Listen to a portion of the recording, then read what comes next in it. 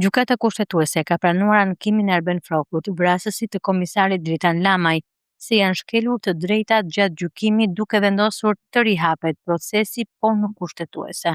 Me këtë gjykata shfuqizon vendimin e mëparshëm të kësaj gjykate të marrë në vitin 2018 ku ishte vendosur të mos i pranohej kërkesa.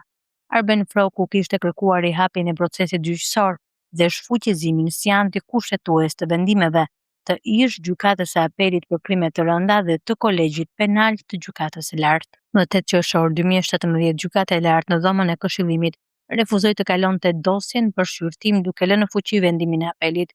Arben Froku është dënuar si autor i vrasjes së komisarit Dritan Lamaj me 24 shkurt 2013.